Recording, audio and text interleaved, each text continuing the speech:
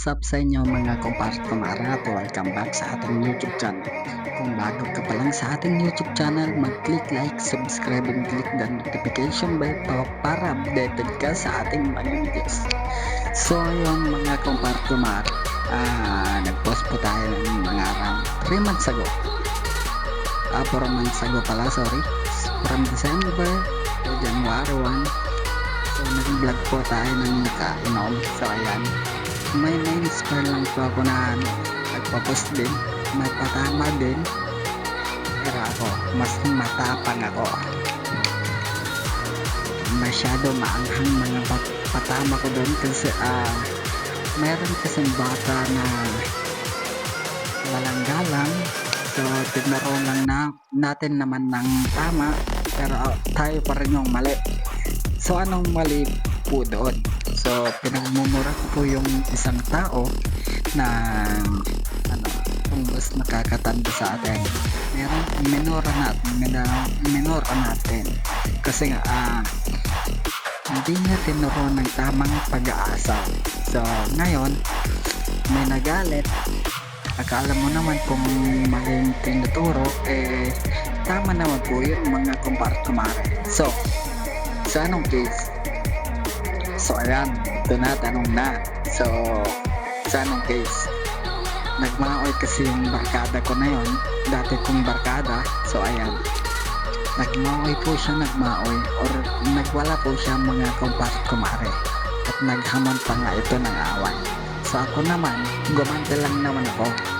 So ayan, hindi pwede yung ganon. Hindi ako pwedeng mag-adjust kasi nga ako po yung mas nakakatanda sa kanya. So hindi po siya nagkukuya or tito sa akin. So hindi po siya simple lang niya ng kumpare. Hindi po siya tinuruan ng magandang asal. I think sa school naman po to may subject na values education. Hindi po ba? Meron po ba subject na ganon? Siyempre mayroon. Character education pa nga po So ayan, baka wala pong tinuturong ganon, kaya ganon po yung pag-uugali.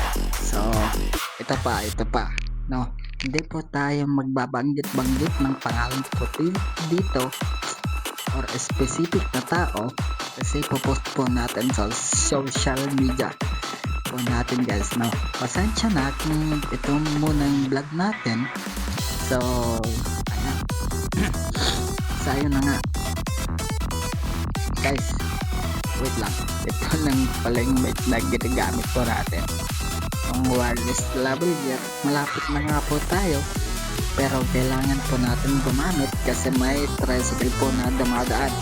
So ayan na nga, noong 2016 magkasama po kami. May maliit akong phone dati, hindi ko na po papakita dito. So yung storage card ko na 16 GB is nawala. So paano nangyari? Magkasama po kami nun.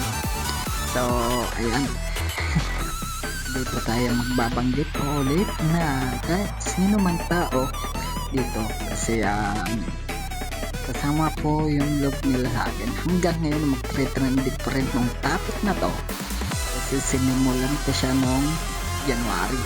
Tinawagan po tayo. So hindi po tayo tatahimik kahit pinapabagsak na po nila tong channel ko na to or social media account ko na to. Hindi tayo pwedeng manahimik. So pasensya na kung hindi ako matahimik.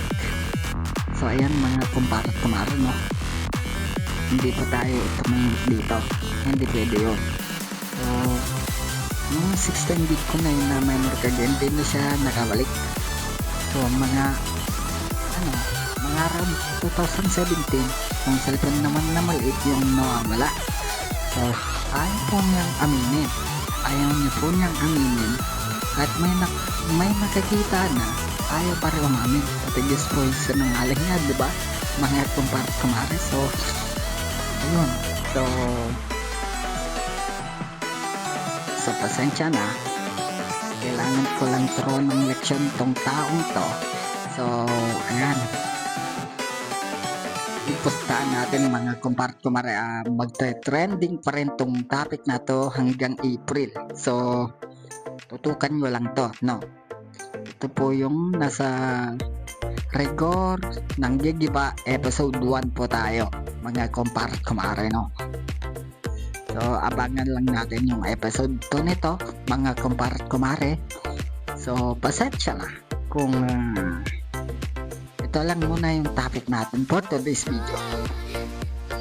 Kung mag-subscribe na, kung nag-aabang pa po kayo ng episode 2 ng Rigor ng Gigiba. And hanggang dito na lang po yung video na to, mga kumpart kumare. Maraming salamat sa panonood. God bless.